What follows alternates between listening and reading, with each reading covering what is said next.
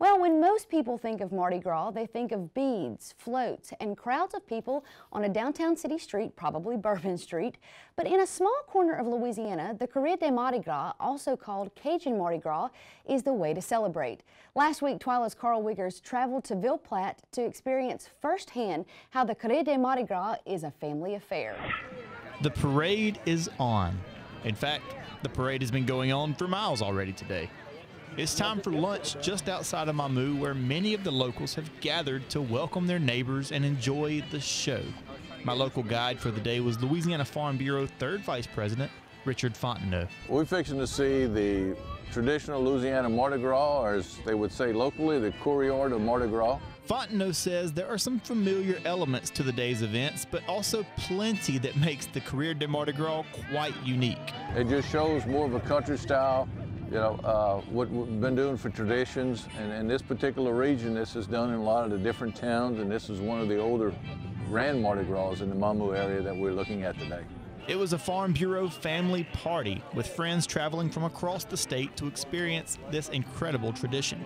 Louisiana Farm Bureau President Ronnie Anderson has seen these videos before, but today was his first time to experience this Mardi Gras firsthand. It's a unique family gathering. I mean, there are different generations and people having a ball, and you got the wives, the kids, the riders, and everybody. I was totally impressed. Anderson was impressed by the costumes and the generations represented in the parade. However, there is a mission and a goal that these riders have in mind. They're trying to go along the trip and the trail, if you will, and pick up different ingredients for their big supper, typically a gumbo type scenario where they'll come in and they pick up various ingredients, whether it be chickens, whether it be rice, whether it be flour, anything you can think of in a gumbo. Typically they'll perform and they'll dance and they're entertained, and their reward for that entertainment is some type of prize, and the prize is the various goods that go into their gumbo feast.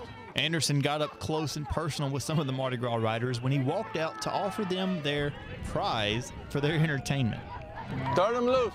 My second shot was better. I threw it by its legs the first time, and the chicken just didn't get his wings going.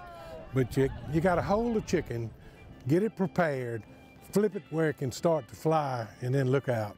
Get out of the way, because they were going everywhere. After the riders collect their bounty, they head on down the road to the next stop to do it all over again. For the spectators I was with, the day ended with a crawfish boil back at Richard Fontenot's house. And it didn't matter if you were part of the Fontenot or the Farm Bureau family. There was a seat at the table and some tails to peel to top off an unforgettable day.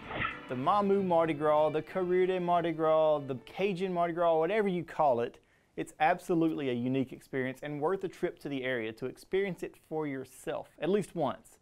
Richard and Rhonda Fontenot opened up their home to many of the Farm Bureau family, including myself, so thank you guys so much for the hospitality. And Kristen, you've seen the videos, you've probably seen the Instagram stories that were insane, but it's one of those things that you don't want to go to on your own with nobody close by that can explain what's happening, because there's some times where I was kind of like,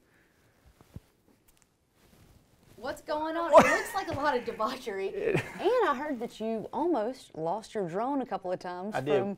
From some very eager Mardi Gras participants. Eager Mardi Gras, they're participants with a little liquid courage. They reached out and grabbed the drone with some props blazing. I was wondering, I was going to have to get Mr. Fontenot's expertise on this.